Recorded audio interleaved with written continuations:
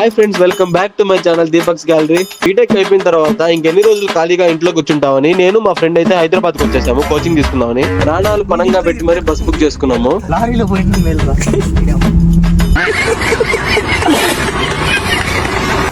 Bus అయితే అసలు worst experience. AC కూడా లేదు, బెడ్షీట్స్ కూడా వాడినాటి ఇచ్చారు.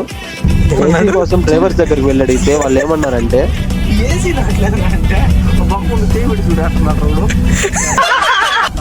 హిందీ పాటలు పెట్టుకోడా